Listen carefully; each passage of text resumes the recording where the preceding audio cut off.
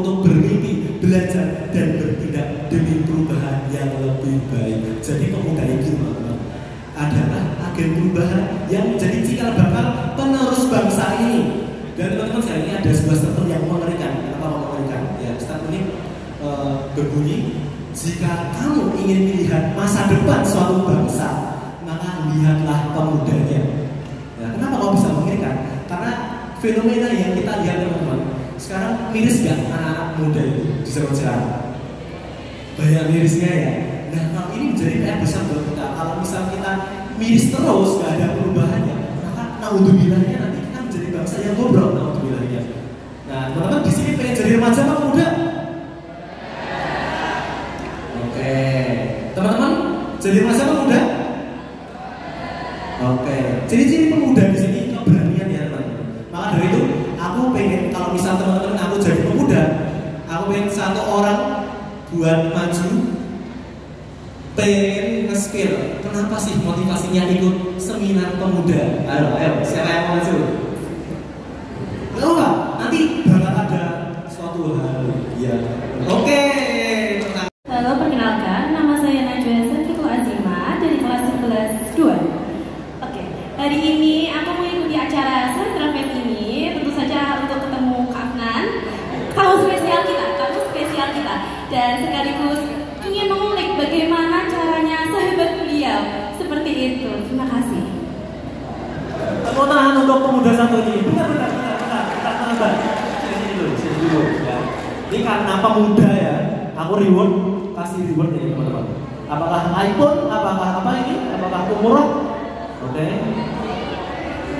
Ini aku punya mystery box teman-teman. Ya, mystery box.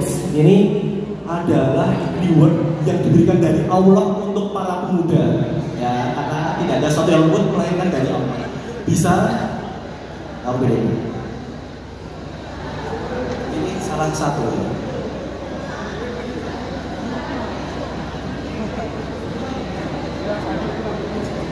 Ya teman-teman, dapat apa? Dapat uang. Ya. Tepuk tangan buat teman kita ini. Nah, ini adalah salah satu contoh pemuda yang berani. Dari banyak tadi, menduga nggak kalau bakal dapat uang? Enggak kan? Nah, itulah privilege pemuda yang berani. Jadi dia berani melangkah dan kedepannya mau dikasih Allah apa itu dia pasrah. Dan akhirnya apa? Dapat uang 50.000. Nah, ini masih ada reward lain buat para pemuda yang ada di sini. Oke, tepuk tangan sekali lagi buat teman kita. Rasa berani hanyalah pemuda seperti banyak tadi. Oleh karena itu, aku pengen teman-teman sekarang di sini kita nggak cuma belajar nyimak enggak, tapi kita saling bertukar pikiran, bertanya, aktif gitu. Karena ini juga adalah sebuah perhatian yang harus kita luaskan gitu teman-teman. Oke, bisa di next. Next slide. Oke, permasalahan yang terjadi pada anak muda ini kan pasti banyak banget ya teman-teman. Bisa di next. Contohnya apa saja permasalahannya? Percintaan. Nah, siapa nih yang masih terjebak dalam fase percintaan? Ayo, siapa ya? Aduh, kayaknya yang senyum-senyum ini kayaknya sih mundur deh. Ada yang ngacung-ngacung ya? Waduh. Oke teman-teman, ya, fase pemuda ini fitnah terbesar oleh anak-anak muda yaitu percintaan. Bener gak? Apalagi yang di pondok ini mungkin kan ada HP tapi masih bisa surat-suratan. Ya gak? Ayo jujur. Nah, satu komplek. Nah, soalnya aku dulu juga jadi santri teman-teman. Aku juga tahu gimana rasanya jadi santri. Dulu aku pernah ninggalin Quran di masjid yang ada akhlaknya, nggak sengaja ketinggalan gitu ya. Waktu besok kita ambil, ada surat di dalamnya gitu. Mungkin teman-teman juga ngerasain gak ya kayaknya ya? Alhamdulillah, semoga nggak kayak gitu. Oke, zaman sekarang teman-teman, remaja di zaman sekarang menganggap bahwa pacaran adalah standar kebahagiaan. Bener nggak? Banyak. Ya. Padahal, next. Survei mengungkapkan bahwa sekitar 80% remaja baik laki-laki maupun perempuan sudah pernah berpacaran. Teman-teman termasuk 80% atau 20%?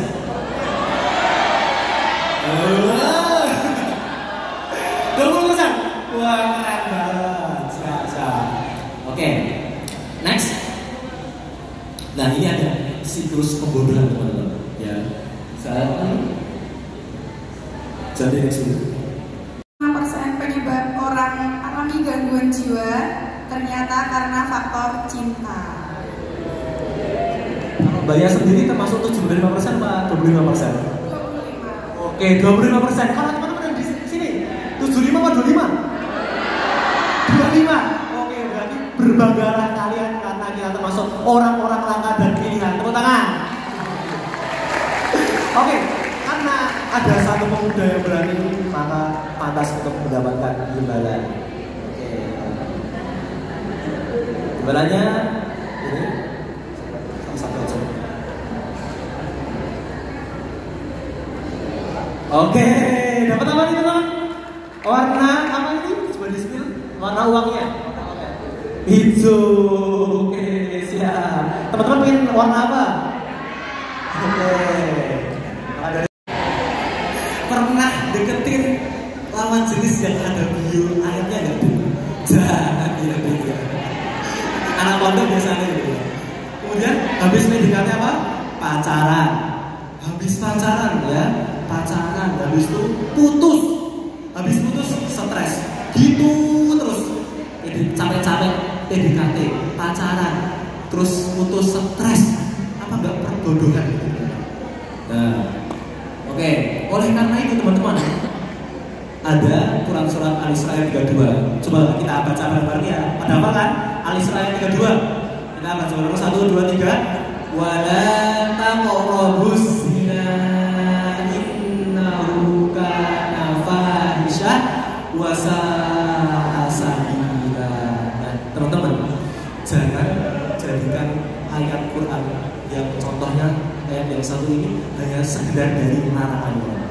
Tapi bacalah Al-Quran dari sudut pandang kasih sayang Allah. Kalau kita hanya membaca ayat hanya dari segi hukumnya, kadang itu bosan, kadang itu capek.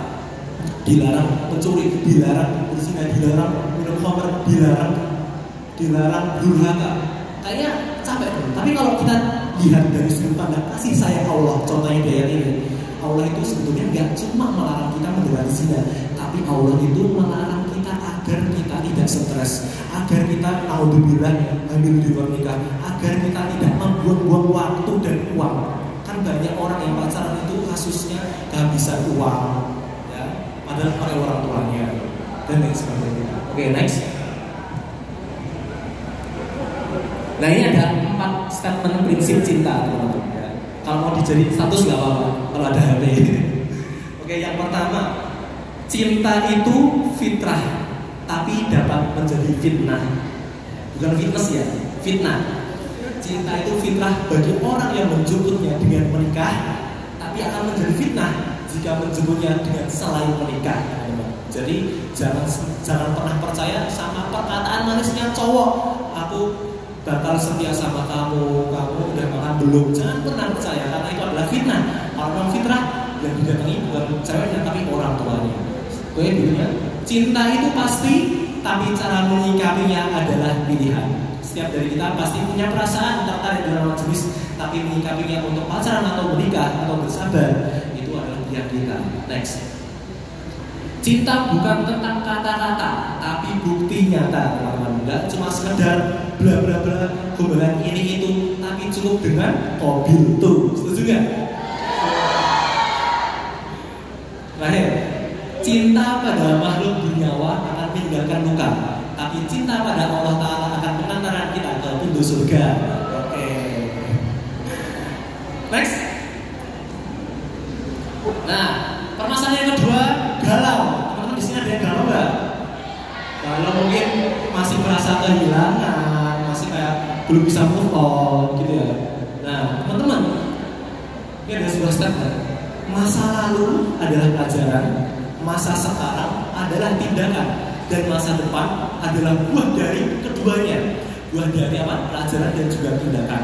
Mungkin di masa lalu kita masih punya masa yang kelam, yang belum bisa kita move on kan. Tapi teman-teman, pilihannya apakah kita mengambil pelajaran dari itu tindakan kita ambil dari masa sekarang. Apakah kita menjadikan pelajaran dari masa lalu itu? Tentunya harus belajar dari pelajaran. Kemarin diikuti sama santri tapi buaya, besok-besok kalau misal digodain, ya kita mau. Jawabnya dengan simpel, aku udah punya cowok, tapi dia belum masuk, gitu aja. Jadi cut off dari awal, biar nggak kena fitnah. Kemudian dalilnya, nah teman-teman, ini ada sebuah ayat yang bisa kita gunakan untuk move on, yaitu ayatnya kita pasti hafal. Dari surat Al-Baqarah ayat 254. Lillahi ma fis samawati wa ma fil ardh. Artinya apa-apa yang ada di langit dan apa-apa yang di bumi itu adalah milik Allah. Nah, jadi teman-teman, orang yang kita cintai, harta benda yang kita miliki, itu semua dari Allah. Jikalau kita memiliki, itu adalah titipan dan ujian. Bahkan orang yang kita cintai pun. Dan kenapa orang bisa sakit hati ketika kehilangan? Karena dia merasa memiliki, teman-teman. Ini punya aku, ini mantanku, jadi belum bisa move on. Maka dari itu, jadi semua yang ada di dunia ini, semua yang kita miliki, itu adalah milik Allah dan semua adalah titipan. Kalau kita nggak mau sakit hati, simpel teman-teman. Jangan pernah merasa memiliki dan jangan pernah merasa kehilangan. Itu teman-teman, simpel ya. Next. Nah, orang lain. Jadi kita kayak merasa apa ya? Orang lain bisa gini, masa aku nggak gini sih? Aku harusnya ikut-ikutan dong. Yang lain kok kayak JJ, tapi aku nggak JJ sendiri ya. Pernah nggak teman-teman di sini mungkin ada temannya yang kelihatannya di pondok itu kelihatannya sering ngaji, kelihatan alim, kelihatannya soleh-soleh. Tapi ketika sudah megang HP, ketika sudah keluar dari pondok, story-nya langsung ke JJ. Terus 0,5, terus habis itu HP-nya dipamerin bombanya. Nah itu juga termasuk FOMO teman-teman. Nah FOMO ini memang apa ya teman-teman, harus kita usahakan untuk menghindarinya. Karena orang yang FOMO ini kebanyakan akan terhambat waktu dan identitasnya akan berkurang teman-teman. Karena apa? Ikut sana sini tapi nggak tahu arah kendalinya. Oke, bisa di next. Nah, bahaya FOMO. Yang pertama, lupa tujuan dan identitas diri. Teman-teman, kita sebagai seorang siswa-siswi yang berada di instansi Islam, di SMA Al-Hikmah, di pondok pesantren, di JSIT, kita ini adalah spek jalil-jalil, bener gak?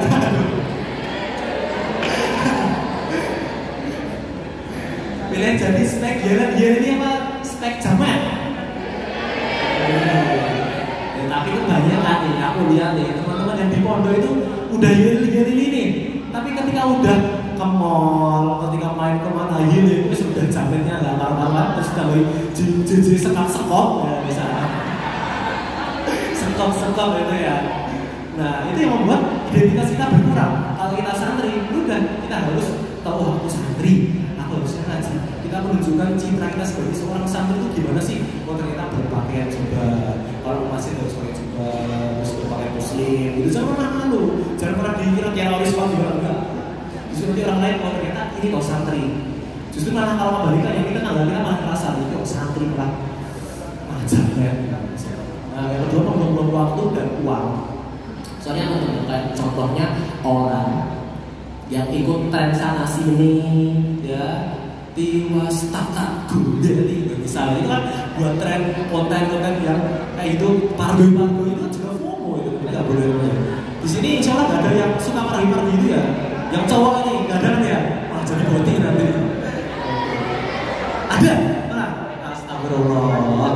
Boleh membuang waktu teman-teman dan uang. Apalagi temanku ini ada ya, dia beli iPhone 12 tapi kayak kurang ada gunanya. Kalau orang pakai iPhone kan yang dicari kan kameranya yang bagus, biasanya untuk fotografer, videografer, buat sinematik, konten. Tapi enggak teman-teman, hampir off sosmednya.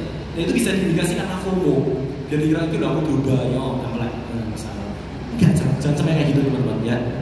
Kalau aku sendiri, aku beli iPhone 11 Pro Max karena pada saat itu aku pernah bilang ke keluarga aku beli iPhone karena aku yakin bahwa suatu saat nanti uang yang sudah aku keluarkan untuk beli iPhone akan kembali lagi dan bahkan bisa melebihi dari iPhone. Dan 1 tahun berjalan ini aku merasakan lebih dari uang yang aku keluarkan. Jadi pastikan kalau kita mau FOMO kayak misal FOMO yang beli iPhone itu harus ada tujuannya. Jangan kita cuma ambil uang yang orang tua buat beli iPhone tapi cuma buat gaya-gaya. Tapi kita gunakan uang itu sesuai dengan apa yang kita butuhkan. Oke, dapat warna biru. Mari ya, teman lagi dong. Oke, dapat warna biru. Ya, don't wait to be great to start, but start to be great. Jangan menunggu hebat untuk memulai, tapi mulailah untuk menjadi orang hebat. Jujur teman-teman, kalau teman-teman lihat aku di sini, kok Mas Afnan kok bisa pede, kok bisa lugas, kok berani ngomong di depan. Itu aku juga berawal dari jatuh bangun teman-teman. Dulu aku pernah disuruh ceramah waktu di Iskarima, itu di hadapan dengan Masyaikh, kemudian Kiai Syafuddin, kemudian ratusan santri. Waktu itu hari Selasa, aku disuruh ceramah, yang aku katakan aku apa aja? Aku malah ngomong sidang Jumat yang dirahmati Allah. Padahal itu hari Selasa. Akhirnya aku diketawain, termasuk kiaiku sendiri juga katanya sampai ketawa gitu. Nah, maka dari itu semua itu berawal dari memulai. Karena apa? Gagal dalam mencoba itu lebih baik daripada gagal dalam memulai. Itu teman-teman. Next. Nah, ini ada sebuah video, bisa kita tolong disimak bentar. Kan barokah dari Al-Quran. Barokah dari apa teman-teman? Dari Al-Quran. Karena salah satu fadilah dari Al-Quran itu apa teman-teman? Tahu nggak? Menjadi keluarganya Allah. Ketika orang itu mendekatkan diri pada Al-Quran, maka pada saat itu juga Allah meninggikan derajatnya. Dan maka dari itu ketika kita sudah dianggap keluarganya, maka yang namanya kehidupan, masa depan, rezeki, maka Allah sudah atur sedemikian rupa. Dan aku sebagai tinggal baliknya juga yang berusaha untuk istiqomah dengan Al-Quran. Bukan cuma karena biar gak hilang hafalannya, tapi juga untuk meningkatkan derajat kita agar menjadi ahlul Quran gitu teman-teman. Jadi teman-teman sekarang saat ini terutama yang agendanya apa itu banyak ngajinya, gak cuma yang di pondok juga, yang negeri sama membaca Al-Quran, tanamkan dalam hati teman-teman. Baca Quranku ini gak jangan sampai teman-teman mengira bahwa baca Quranku ini tidak ada dampaknya. Bisa jadi menghafal Quranku pada bulan ini 1 juz ini akan memperbaiki karirku di 10 tahun kemudian. Bisa jadi menghafal Quranku 30 juz ini waktu aku di Al-Hikmah itu bisa akan membuahkan followers yang banyak 1 juta. Bisa jadi dengan membaca Al-Quran meskipun tiap hari 1 halaman doang, itu juga bisa akan memberikan masa depan yang lebih baik. Jadi jangan cuma terpatok dengan target, tapi terpatok dengan juga fadilah-fadilah Al-Quran. Itu baru 1, belum yang lainnya. Oke, next. Oke, untuk menjadi pemuda berkarya yang cuma gaya-gaya ya, kita yang pertama harus mengenal diri sendiri. Harus apa? Kenali diri sendiri. Nah, ini ada caranya nih teman. Yang pertama, next, yaitu refleksi diri atau merenung. Nah, coba nih teman-teman yang mungkin tiap hari main sama teman, sering berumbi bareng-bareng apalagi mondok kan ya. Nah, coba deh teman-teman menyisihkan waktu sejenak untuk menyendiri. Setiap di antara kita itu jangan pernah insecure karena kita punya kekuatan atau kelebihan yang tidak dimiliki oleh orang lain. Kita mungkin punya kelebihan ini, orang lain nggak punya kelebihan itu. Orang lain punya kekurangan itu, kita nggak punya kekurangan ini. Nah, kenali kita punya kelebihan apa? Coba dicatat, coba di-list apa aja. Kemudian kelemahannya apa? Itu juga di-list juga nggak apa-apa. Hanya dengan kelebihan itu jadikan sebagai peluang. Oh, those we become in today. Masa depan ditentukan oleh siapapun yang menyiapkan hari ini. Jadi kalau misalnya teman-teman pengen menyiapkan masa depan, maka yang disiapin bukan setelah lulus, bukan setelah kuliah, bukan setelah kerja, bukan setelah nikah, tapi sekarang. Kalau teman-teman pengen lihat masa depan suatu saat nanti, coba lihat sekarang kita itu nggak bisa ngapain aja. Banyak kita gunakan untuk apa waktu ini. Next. Nah, ada sebuah quotes juga. Motivasi tanpa aksi hanyalah halusinasi dan mungkin Sukoyomi. Tahu ya? Next. Nah, ini ada rumus pemuda berkarya. Boleh bisa juga. Next. Oke, rencana. Pertama, tadi yang seperti rencana. Kayak misal aku lomba kemarin. Rencana rencanakan. Teman-teman kalau pengen lomba MHQ, rencanakan. Oh, bulan depan ada lomba MHQ, aku daftar, aku persiapkan hafalan. Kemudian yang kedua adalah aksi. Aksi ini adalah kunci atau jembatan utama teman-teman. Ini ada dua pulau misalnya, antara rencana dan juga tujuan. Kalau nggak ada jembatannya bisa terhubung nggak teman-teman? Nggak. Nah, jembatan itu adalah aksi. Teman-teman kalau cuma dari awal sebelum masuk pondok, misal aku pengen jadi hafidah Quran, tapi ketika masuk di pondok ternyata malas ngaji, jarang masuk halaqah. Ada nggak yang jarang halaqah nih? Ayo.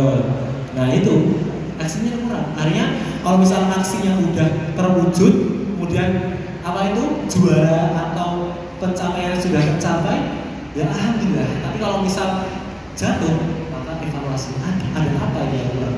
Oh ternyata belum mempersiapkan hafalanku. Masuk di sesi tanya jawab ya, karena waktunya mepet banget. Mungkin 2 kesempatan saja ya Mas, buat yang putra 1 orang dan yang putri 1 orang. Apa itu waktu-waktunya mana kita berinteraksi dengan orang lain, mana tapi lebih baik tadi kita lebih tahu passionnya dulu. Tapi kalau bisa, yaitu second optionnya yaitu dengan kita melanjutkan apa yang menurut kita suka dan ada passion atau jati diri itu kita muncul ketika di waktu-waktu yang tidak terduga. Dulu waktu aku SMP, SMA, aku nggak pernah mengira aku baru jadi influencer. Aku nggak pernah mengira bakal jadi speaker di SMA ITH rumah. Tapi yang pulang dulu, aku berusaha enjoy dulu, fokus tujuanku yang sudah jelas, yang sudah menurutku itu enjoy. Ya udah, langsung aja. Akhirnya aku apa dulu nggak? Hafalin Quran, oke, hafalin Quran dan kejar yang lucu, oke. Setelah itu Allah bukakan di waktu-waktu yang tidak terduga. Jadi itu dulu. Semoga menjawab. Allah akan bersuara. Baik, terima kasih. Apakah sudah menjawab dari Mbak Nadia? Jadi mulai dari mana kita itu mengenali diri sendiri, seperti yang dikatakan dari Kak Ahmad, mulai dari hal-hal kecil yang kita sukai, yang kita menjadikan hobi dari diri kita sendiri. Kembangkan atau bisa cari hal-hal baru yang menurut kalian itu menarik. Kembangkan lagi, dan insya Allah itu akan menjadi passion atau bakat dari diri kalian sendiri. Baik, karena kita sudah di penghujung acara, rangkaian acara seminar sudah kita lalui satu demi satu. Saya di sini. Oke.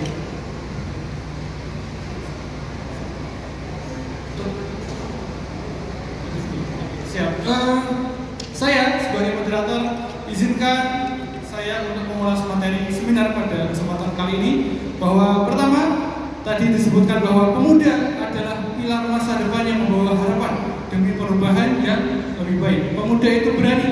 Setelah itu ada disebutkan juga permasalahan-permasalahan yang terjadi pada kaum muda atau kaum muda. Yang pertama ada percintaan, yang kedua ada galau, gengsi, dan juga FOMO. Lalu apa yang harus dilakukan oleh kaum muda untuk menangkis hal-hal itu? Pertama ada self love mindset, atau di dalamnya ada law of attraction, atau pikiran yang dapat mempengaruhi keseharian kita atau bahkan takdir kita. Lalu kenali diri sendiri, dan yang terakhir adalah no caption but action. Oke, selanjutnya terima kasih kepada seluruh audiens yang telah hadir pada kesempatan kali ini. Terima kasih kepada panitia Semaistra Festival 2 yang pada kesempatan kali ini berjalan dengan lancar. Terima kasih kepada pemateri yang telah memberikan ilmunya. Dan untuk kita semua, marilah kita tepuk tangan yang meriah untuk diri kita. Baik, sebelum saya tutup, saya ada sedikit pesan bahwa untuk kita semua, jangan takut untuk gagal, tapi takutlah kita tidak pernah mencoba, karena di kemudian hari kita akan bisa. Nah, sebelum saya tutup lagi, karena tadi di awal ada pantun ya, maka izinkan saya untuk menutup acara seminar kali ini juga dengan pantun. Jalan-jalan ke Boyolali Kota, pulangnya beli semangka. Wahai kalian yang bernama, wahai kalian yang masih muda, siapkah kalian setelah ini untuk berkarya? Siapkah kalian setelah ini untuk berkarya? Oke, baik, saya mau